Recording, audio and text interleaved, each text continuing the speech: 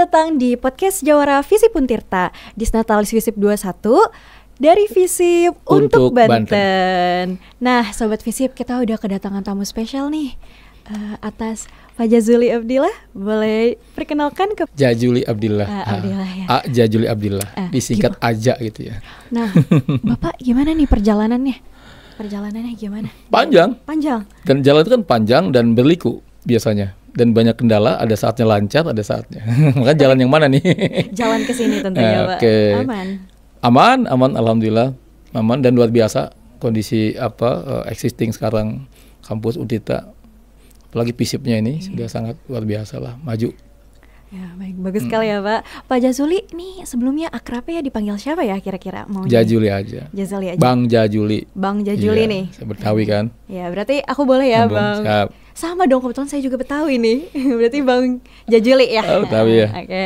Nah, Bang Jazuli ini di mana ya aslinya, domisilinya berarti? Saya di Kota Tangerang, ada di Kecamatan Ciledug ya, di sebuah kampung Dukuh namanya, perbatasan dengan DKI itu. Ya, saya setengah jam ke Blok M ke Monas, tapi ke sini saya 1,5 jam. Rada jauh juga ya, Pak ya? Lumayan lah, tapi karena udah biasa jadi terasa dekat. Berarti Bapak gimana nih aktivitas kesehariannya sekarang? Saya masih menghabiskan posisi dan jabatan amanah masyarakat yang dipilih tahun 2019 sampai 2024 ini. Dan sebagai wakil rakyat tentu saya punya tugas legislasi, tugas budgeting dan controlling melalui di Komisi 1. Saya ketua Komisi 1 bidang pemerintahan dan pegawai dan pelayanan publik. Jadi masih yang menjalankan amanah hasil pemilu 2019. Fraksinya Partai Demokrat kebetulan, dapilnya Kota Tangerang gitu. Berarti Bapak emang udah termasuk Partai Demokrat ya, Pak? Iya, pilihannya jadi politisi lah 5 tahun ini. Nah, Bapak ini motonya dan prinsipnya gimana nih, Pak? Kalau dari Bang Jazuli ini? Gini ya, kalau dulu saya waktu di pondok itu ada Mahfudot, ada di Kobong tuh, anak santri dulu ya. Itu pertama biasanya khairu jalisin fi jamani kitabun, sebaik-baiknya teman duduk itu buku, makanya saya kemana-mana bawa buku nih. Walaupun kadang-kadang nggak dibaca juga, saya nikmati aja membawa buku. Dan kedua itu khairunas anfa'hum linnas, sebaik-baiknya orang itu, manusia itu yang bermanfaat, yang memberi manfaat dimanapun ya. Jadi aktivis dulu saya jadi aktivis mahasiswa, bawa manfaat buat masyarakat. Jadi anggota dewan, sekarang politisi masyarakat. Ya harus lebih membawa manfaat lah. Itu bentuk kesuksesan, kebahagiaan saya itu biasanya kalau sudah ada keberhasilan memberikan manfaat buat orang tuh, karena gitu. Berarti Bang Jazuli ini backgroundnya tidak hanya politik ya, namun juga literasi. Ya, betul hobi itu dari dulu. Sebelum politik kan ya bukan apa-apa ya, kan salah satu dimensi kehidupan. Ada dimensi lain kan.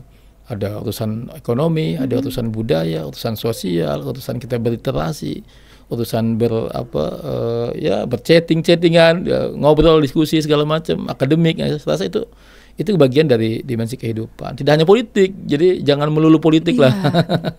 Ya, jadi ada banyak ya agama juga, kita berinteraksi dengan banyak pihak. Nah, Bang Jazuli boleh nggak sih ya ini nyeritain perjalanan karir nih dari aktivis sampai jadi ketua Komisi 1 DPRD Provinsi Banten? Saya kan memang berangkatnya dari gerakan ya, aktivis mahasiswa yang persinggungannya kan tentu dengan masyarakat, dengan publik ya, dengan sesama mahasiswa, sesama aktivis, terutama di era masa-masa pasca Orde Baru kan reformasi. Saya menjadi bagian yang tidak dipisahkan dari gerakan reformasi 98, dulu ikut demo-demo lah ya.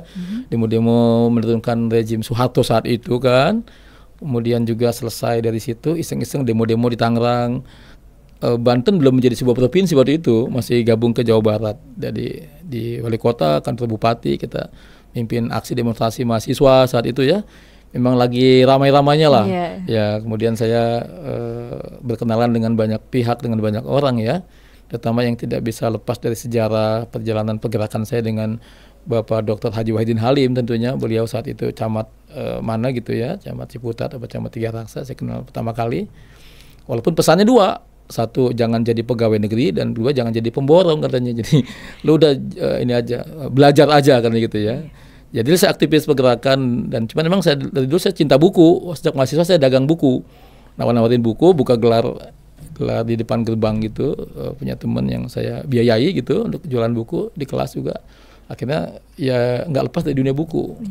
Saya di penerbit Mizan waktu itu, di Rosda Karya saya juga jadi editor, jadi litbang, jadi marketing, jadi sales awalnya juga, ya dagang-dagang buku gitu. Jadi mencari data naskah-naskah kemana-mana gitu, untuk dijadikan naskah buku, ya nganterin honor penerbit, honor penulis, ya minta kata pengantar, minta sinopsis, minta apa, itu saya tuh seneng jalan tuh. Nah, berarti Sobat Visip nih pentingnya literasi buat kita ya. Kita bisa mengarah kemana aja lewat buku gitu. Betul, dan bahkan perkenalan saya dengan tokoh-tokoh besar ya, itu dengan Pak Quraish Shihab, dengan Cak Nur almarhum Dholis Majid, dengan Ajumadi Ajra, dengan Komar Hidayat, dengan para penulis pas EFC Pulau Parta itu dari buku, dari datang ke rumahnya minta kata pengantar, minta naskah gitu ya. Sebelum jadi buku kan naskah dulu. Nah, kita baca duluan tuh. Nah, lumayan tuh agak ngisi juga tuh otak tuh agak jadi ada wawasan lah. Nah, Bang Jajali kan ini ya jadi bakal calon Tangerang 1 nih, kata Tangerang 1. Nah, kira-kira tahu aja. Tahu dong, saya searching tipis-tipis dulu. Nah, tahu kerjaan siapa itu, gambar-gambar itu.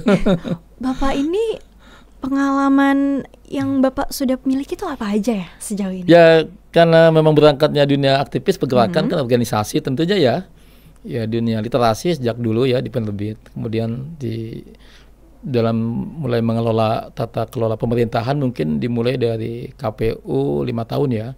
Jadi komisioner KPU pertama, generasi awal KPU, sekarang udah generasi ke-6 nih di Kota Tangerang ya. Ya soal administrasi politik, soal administrasi bagaimana berdemokrasi, bagaimana pemilih, bagaimana edukasi politik, bagaimana sosialisasi, itu udah mulai tuh.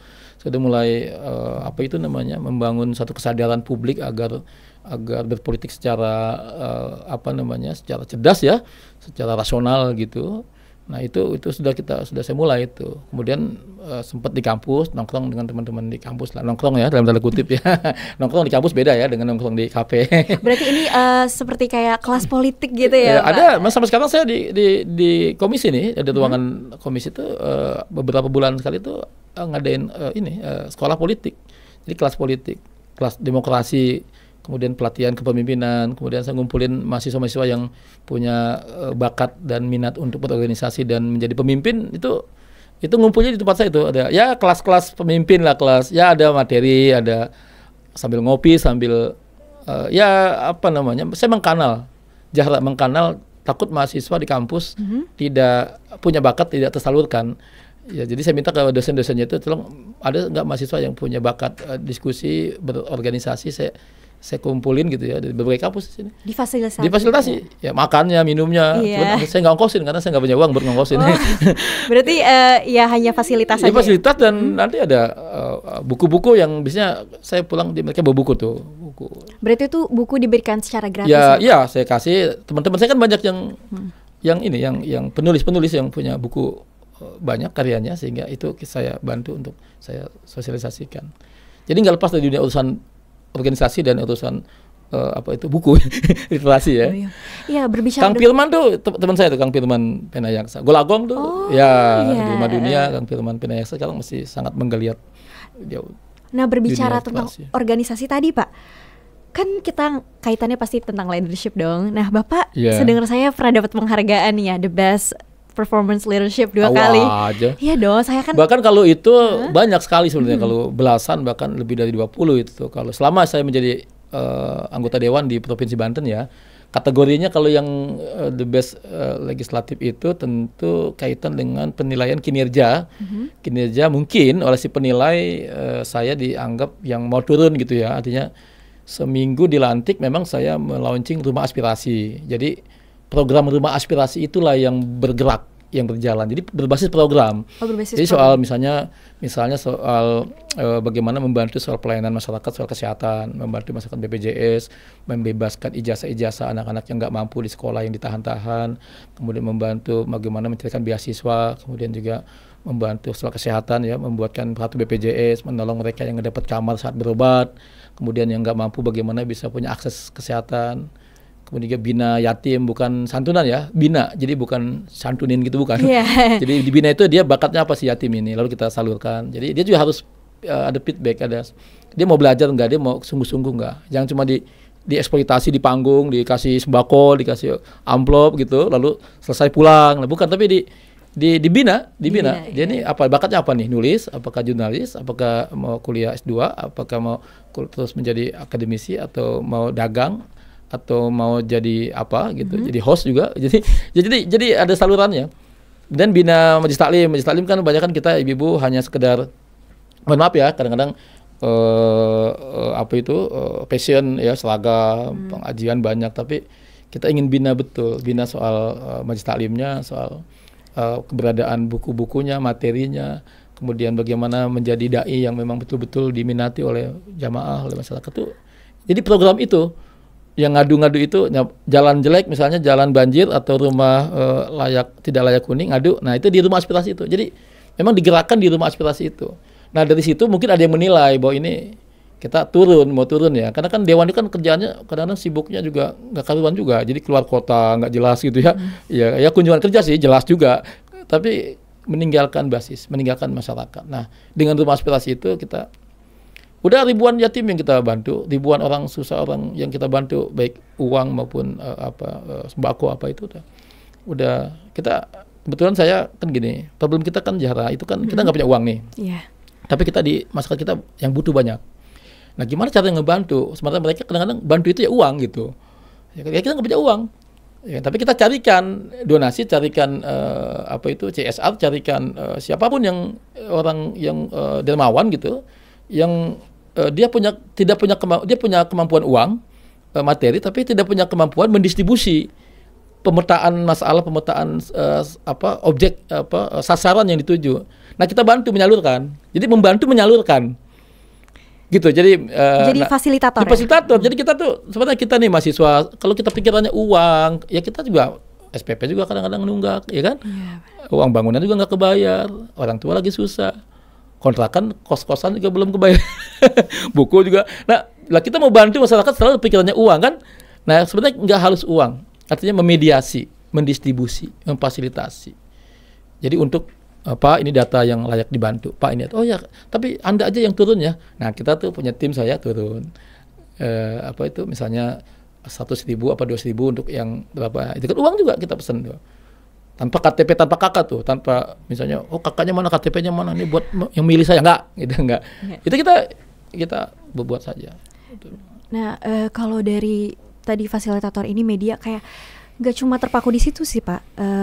Keresahan apa gitu yang Bapak rasakan selama menjalankan saya kan di ini? Komisi 1 yang sesuai dengan bidang saya, misalnya Komisi 1 soal kepegawaian, pelayanan publik, pegawaian sekarang. Sedih saya, ada teman-teman saya yang memang menangis prihatin kondisi ekonominya, statusnya nggak diangkat-angkat, yang disebut sebagai tenaga honorer. Ya kan, alhamdulillah tahun ini akan diangkat mereka sejumlah 11.737. Tapi ada lagi yang 5.000 yang belum diangkat. Ini kan bidang saya itu, tenaga honorer. Makanya saya agak ngotot ke BKN, ke Menpan RB, ke pusat itu untuk membantu, terutama guru-guru honorer, guru-guru agama, guru honorer itu yang dua hal, statusnya nggak jelas, kesejahteraannya juga nggak pernah naik-naik. Jadi itu menjadi naluri saya. Saya anak guru ya, saya anak guru, sehingga mendidik saya itu. Nah, kesempatan saya punya kewenangan di Komisi 1, saya yang jalan tuh. Mereka ngadu, saya ajak mereka ke Menpan RB berjuang bagaimana formasinya supaya dapat, bagaimana statusnya supaya diangkat. Kita tongkrongin di Komisi 2 bagaimana revisi undang-undang ASN sekarang kan alhamdulillah berubah, ada pedomannya sekarang ASN mau diangkat-angkat ini, yang non ASN ya, yang honorer mau diangkat. Itu bagian dari perjuangan teman-teman Banten tuh. Jadi ada forumnya tuh. Jadi teman-teman Zahra juga mahasiswa di FISIP, jangan ngelihat yang pegawai Pemda itu di Pemprov di kota kabupaten itu enak aja, enggak selamanya enak mereka itu. Memang mereka apel pagi, pakai baju dinas, ada honornya, tapi enggak akan cukup mereka itu. Di bawah UMK ininya masih di bawah 3 juta pendapatannya per bulan. Iya. Ya kan memang gagah kan pakai baju dinas kan, pakai baju Pemda gitu kan, keren kan kayak ASN asli gitu kan. Belum diangkat nasibnya. Kesejahteraannya masih rendah, statusnya juga belum jelas. Alhamdulillah tahun ini mulai ada kejelasan walaupun belum semua menjawab persoalan tahun ini. Itu bagian dari kepuasan saya membawa kemanfaatan di Komisi 1 yang membela teman-teman tenaga honorer ya, yang juga manusia. Karena begini loh, satu orang honorer itu dia menghidupi 4 orang nyawa di rumahnya. potong nyawa di mana. Makanya sebagian tenaga honor ini yang sekarang mendorong saya tuh membantu. Jadi, ayo Bang calon wali kota, ayo ini saya bikinin gambar, nih bikinin spanduk. Makanya Jara tahu ada gambar saya mungkin di mana-mana tuh. Mungkin itu tuh gerakan partisipatif. Kalau dalam di FISIP tuh diajarkan kita politik itu kan dua, adalah mobilisasi dan partisipasi. Yang ideal kan partisipasi. Bukan lagi orang dikumpulin, dukung saya, pilih saya, pulang diongkosin, dikasih sembako kan gitu, dikasih minyak goreng, dikasih kerudung, itu kan kayaknya udah nggak mendidik, nggak mencerahkan, nggak mendidik, nggak edukatif. Nah kita mulai memang gerakan kita itu gerakan partisipatif. Jadi masyarakat berpartisipasi apa yang dia mampu, apakah dengan jarinya, dengan nge-share-nya, dengan like-nya, dengan subscribe-nya gitu kan, apakah dengan bikin gambar, desain gambar, apakah dengan jadi host, apakah dengan jadi penulis, itu mereka partisipatif. Berarti Pak Jajul ini ya lebih mendorong kepada gerakan partisipatif, ya, khususnya itu menjadi konsistensi saya sejak awal tuh.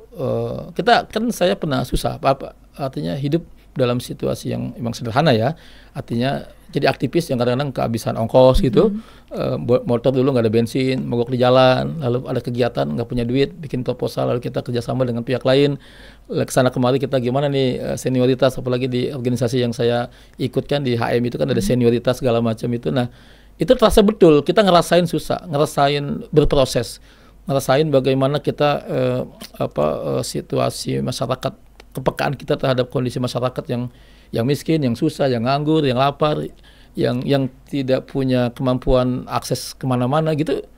Nah makanya saya dulu kan pendamping ya, istilahnya sebagai pendamping itu kan kita artinya kita belajar membantu warga ya, mendampingi aja gitu, tidak harus uang kok ya, tapi kita mengantarkan mereka ke mana, ke urusan rumah sakit ya, pelayanan kesehatan, ke urusan BPJS, ke administrasinya ke kantor BPJS, ke urusan bansos ke dinas sosial, lalu soal sembako, soal data, soal bantuan-bantuan. Nah kan kita sebagai aktivis kan punya kemampuan mendobrak itu ya. Kalau kita ini ada yang nggak dapat sembako, ada yang nggak dapat bantuan, bantu dong aktivis, uang dari mana juga kita ya kan, coba. Nah, tapi kan kita bukan berarti kita nggak bantu. Dengan mengantarkan mereka, mendobrak dinas sosial, mendobrak kecamatan, mendobrak kepala desa atau kelurahan, kita antarkan datanya, lalu kita dampingin, kita advokasi, kan itu juga membantu. Ya kan? Nah, kebiasaan itulah sehingga pasti dewan saya terus saya biasakan. Alhamdulillah dengan di dewan kan ada gajinya ya, ada tunjangan, jadi agak lebih terbantu gitu. Namun Pak, berbicara tentang proses menuju Tangerang yang maju nih, apa sih yang menjadi target prioritas pemerintah Kota Tangerang misalnya? Ya, Jakarta kan gini, kota, kabupaten, provinsi itu kan istilah saja. Ya memang kita disebut tahun politik sekarang, pilpres dan pileg sudah. Tinggal di hadapan kita ada namanya pilkada, makanya disebut tahun politik. Walaupun di kalender nggak ada tahun politik apa sih, ya nggak ada kan. Tapi kadang ada hajat demokrasi. Nah, cuman memang ada penyakitnya nih, ada budaya, ada tradisi yang memang sangat memprihatinkan. Apa itu? Misalnya dalam praktik demokrasi melahirkan oligarki, kekuatan elit tertentu yang memaksakan kehendak misalnya. Kedua, ada kekuatan dinasti politik, ada fenomena orang tua sayang anak. Ya kan, jadi kalau udah bapaknya, ibunya, anaknya gitu ya, ada fenomena lain ya. Ke bawah itu seperti biasa kan, udah permisif, nggak ada lagi daya kritis dari publik, dari mahasiswa tentang itu. Ya, artinya kesempatan yang lain mereka malas berkompetisi dalam ruang-ruang itu. Nah, ketiga ada praktek money politik. Praktik uang kan, semua pengamat, semua akademisi, semua kampus bilang tahun ini pemilu yang paling brutal, paling mata duitan gitu ya. Jadi seakan-akan yang punya akses uang dan modal aja orang yang bisa berkompetisi di situ. Nah, bagaimana dengan yang lain? Ya kan? Nah, itu makanya gerakan-gerakan itu kita mesti lawan pelan-pelan, apapun ceritanya gitu. Sebagai mantan aktivis dan mahasiswa dan akademisi harusnya berbaris di situ. Coba dah, generasi milenial ya sekarang. Coba, ada berapa ratus ribu, berapa juta generasi yang lulus SMA, lulus kuliah, yang belum nyoblos, tahu-tahu dia nyoblos, dia punya hak pilih, dia milih. Masa kita ikhlas mereka milih karena uang? Apakah kita ikhlas mereka milih karena sembako, karena kerudung, karena hal pragmatis? Padahal masih hangat dalam ingatan mereka teori-teori politik, filsafat politik, anti money politik, ya kan, tentang demokrasi, bagaimana membangun pencerahan, edukasi politik, masih hangat. Ijazahnya masih kental tuh, pelajarannya masih kental tuh, ya kan? Tahu-tahu mereka terjun, punya KTP, punya data pemilih, milih karena uang, coba ikut-ikutan, kan rusak. Makanya kita mau nyelamatin tadinya tahun ini tuh tahun politik adalah tahun penyelamatan terhadap generasi baru yang namanya apakah Z, apakah milenial, apakah pemilih pemula, agar mereka milih kalau bisa jangan mata duitan gitu. Walaupun di kampungnya, di Pandeglang, Lebak, Serang, dimanapun ya, itu ternyata praktek-praktek itu ada. Tapi kita, nah buat apa mereka belajar 5 tahun di kampus? Buat apa mereka belajar 3 tahun di sekolah? Buat apa belajar tentang kesadaran, tentang moral, tentang akhlak, tentang etika politik? Nah, buat apa? Nah, ini yang saya coba masuk ya, walaupun ini kontestasinya politik demokrasi, saya jarak masuk mengedukasi pelan-pelan. Walaupun kata orang yang kayak Bang Jajuli nggak akan ada yang mau, nggak akan ada yang milih. Ya nggak apa-apa. Buktinya saya banyak juga yang milih gitu, banyak yang ikut. Jadi memang ini ikhtiar.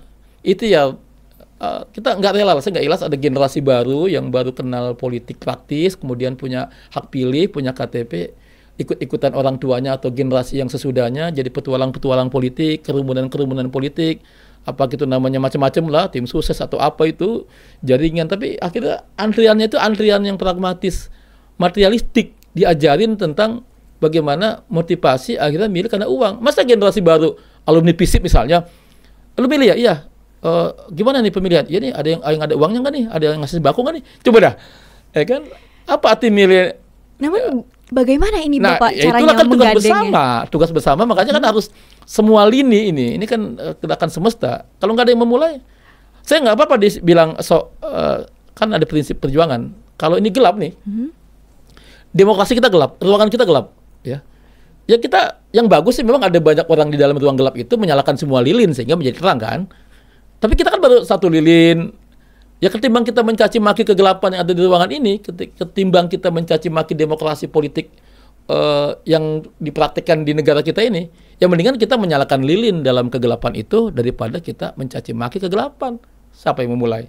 Biarkan aja, sok menerangi, nggak apa-apa, kita menerangi kita aja dulu, ya kan? Apa yang ada di sekitar kita, ntar kita pindah. Nah, ikhtiar ini yang sedang kita lakukan, yang saya lakukan, dimanapun. Makanya kita selalu berkolaborasi ya, dengan siapapun. Nah, Tangerang adalah kota yang kolaboratif, kota yang majemuk, kota yang multikultural, kota yang problem-problem sebuah kota tentu ada. Ya banjir, ya macet, ya padat, ya tata ruang, ya permukiman, ya apa itu pengangguran, ya miskin. Itu ada. Walaupun orang sini nih orang Lebak, Pandeglang, wah kota udah kaya, Tangerang udah kaya gitu, duitnya banyak gitu. Kemudian ya yang susah tetap ada masih. Walaupun persentasenya lebih rendah. Yang nganggur masih ada. Pengangguran terbuka masih 7,9%. Pengangguran, yang miskin masih ada. Yang bolong-bolong jalan juga masih ada. Jalan yang masih banjir masih ada. Got mampet, orang yang nggak punya rumah masih ada. Yang rumahnya reot, tidak layak huni masih banyak. Ya pendidikan yang masih bodoh ada. Ya, kemudian mungkin kalau angka harapan hidup lebih tinggi. Makanya kalau umurnya mau panjang, pindah ke Tangerang. Betawinya di mana? Betawinya Jakarta. Oh, Jakartanya di pinggiran mana? Jakarta kan? Jakarta Selatan. Udah pada pergi Petukangan, Kebon Jeruk, apa Kembangan, apa Selipi. Kemang kan udah mikir ke ini ya, Jakarta Selatan kan? Ya udah mulai kegeser kan dengan gedung-gedung tinggi dengan. Nah, dari situ maka problem kota itu kenapa saya tertarik, minimal ada tukar gagasan. Jadi nggak jadi soal lain. Dipilih tidak dipilih soal lain, punya partai kendaraan atau tidak dengan ongkos yang sangat mahal juga soal yang berbeda. Yang penting ada ruang berdiskusi, ruang gagasan. Jarang yang kita pelajari ke teman-teman dari ruang berdialektika gitu. Minimal kita bisa menitipkan gagasan. Daerah saya namanya Tangerang Kota, perlintasan dengan 13 kecamatan, dengan penduduk yang hampir 2,1 juta, dengan PAD yang hampir 4 triliun gitu, dengan ASN-nya 19,10 ribu. Ya perempuan dan laki dengan honorernya sejumlah 190-an yang masih sisa. Kemudian dengan di situ ada bandara, ada penjara, ada rumah sakit kusta yang sangat terkenal, satu-satunya di Indonesia itu, penjara yang paling unik, penjara anak, penjara pemuda, penjara perempuan, penjara dewasa, semua lengkap di Tangerang Kota.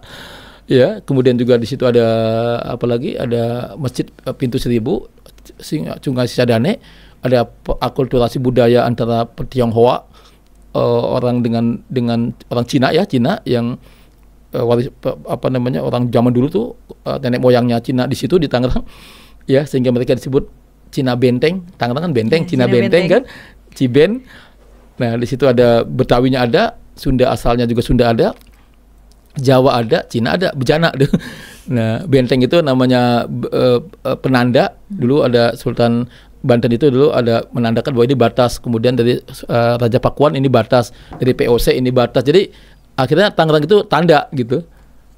Tanda itu penanda ya, bukan penyangga, penanda. Nanti kita nggak mau di Banten, Tangerang disebut penyangga. Jakarta, enak aja, Jakarta yang penyangga Tangerang gitu. Nah, jadi problem-problem itu ada, pengembang mulai masuk, mall emang agak unik nih, mall nggak begitu laku, yang laku di wilayah kabupaten Tangsel, tapi di Tangerang itu apapun mall itu sepi, Metropolis, kemudian ada Balai Kota, ada Tangerang City, nggak rame-rame banget tuh, aneh. Tapi ramenya di wilayah Tangsel dan ya kabupaten ya, Lipo kan di itu, Lipo, Sumarekon kan di kabupaten tuh.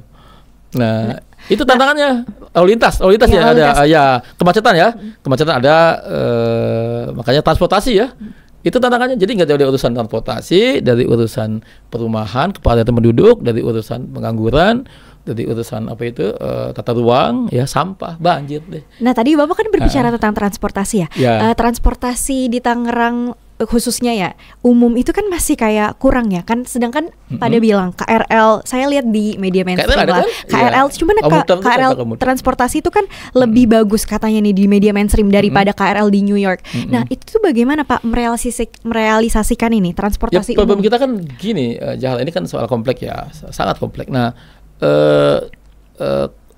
sistem komponen pembangunan ya di kita nih, pemerintahan itu satu, ada uang kita sebenarnya PAD kita ada gitu ya, jadi nggak miskin banget, bahkan besar di Banten itu besar.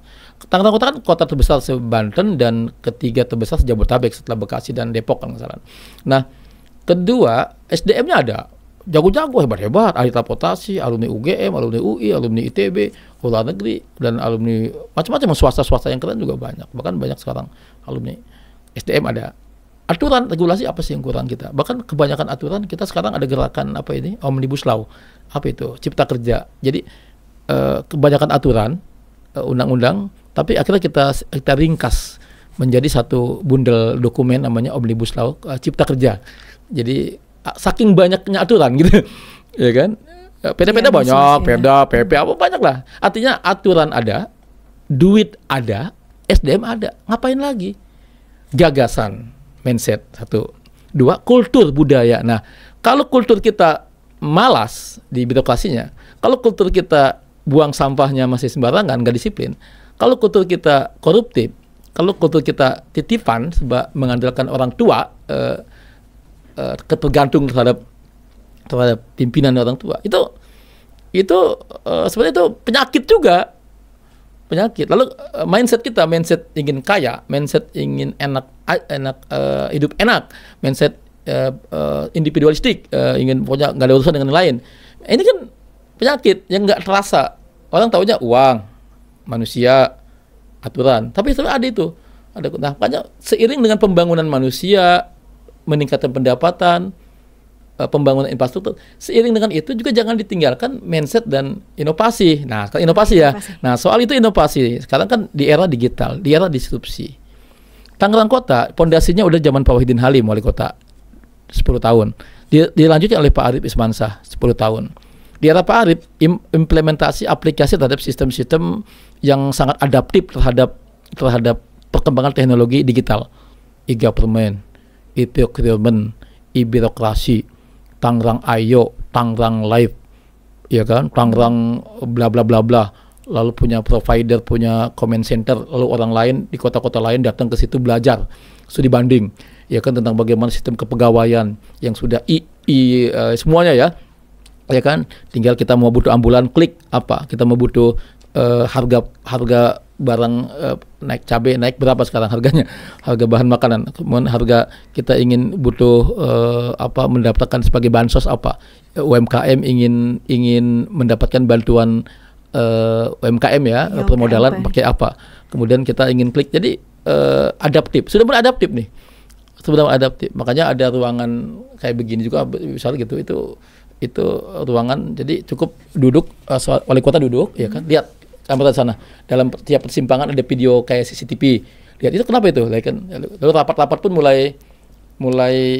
menggunakan teknologi. Jadi, nah cuman masalahnya adalah manusianya Nah, kalau tempat semuanya hotspotnya ada, wifi-nya ada, tapi yang punya handphone nggak ada, maininnya nggak bisa, pulsanya habis, baterainya habis, ya gimana? Ya kan? Semua aplikasi ada, tapi makainya nggak bisa.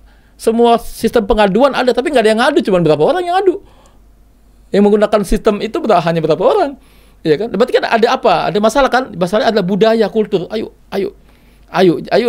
digebah Nah, makanya mesti ada pembinaan, pelatihan, agen-agen yang mendampingi nanti masyarakat supaya ya sekarang orang hamil butuh rumah sakit, butuh kamar, butuh apa, tinggal klik-klik. Nah, dia kan bagaimana mungkin kalau lagi hamil, kemudian juga anak orang susah, anak yang nggak ada yang besar, nggak ada yang ngerti, handphone nggak punya lah, bagaimana kondisinya? Ya kan?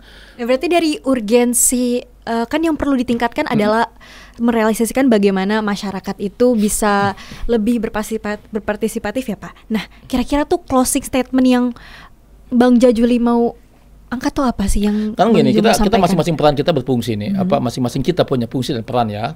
Semua. Jadi mindset pertama yang kita bangun adalah tidak semua persoalan bisa diselesaikan oleh Pemda, oleh wali kota, oleh eksekutif gitu, oleh negara gitu. Ada banyak persoalan yang nggak bisa negara selesaikan, negara eksekusi, apalagi legislatif. Kenapa saya misalnya berpindah dari paradigma legislatif, wakil rakyat, dewan menjadi eksekutif? Karena kemanfaatannya lebih besar. Nah, kalau di legislatif dengan kapasitas yang terbatas, kewenangan yang terbatas, aturan terbatas, otoritas kekuasaan terbatas, duitnya juga terbatas, pendapatan terbatas, maka kemanfaatannya pun terbatas, kan gitu. Nah, untuk lebih luas, keterlanjuran di zona politik ke eksekutif, wali kota, wakil wali kota, ya, dengan kemanfaatan yang lebih luas, dengan kewenangan yang lebih luas, anggaran yang ngelola anggaran yang lebih luas, lebih besar, jangkauan yang lebih besar, maka mungkin kemanfaatannya akan lebih besar. Jadi perjuangan bergeser dari legislatif ke eksekutif ini perjuangan membawa kemanfaatan juga, karena misalnya pulpen seorang wali kota nih, ini kan digerakkan dari hati dan pikiran nih.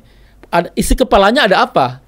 Ada nggak isi kepalanya itu misalnya ingin mensejahterakan bagaimana caranya, ingin maju kotanya, bahagia warganya, tidak hanya kota fisik dibangun, investor, ayo, nanda modal, ayo.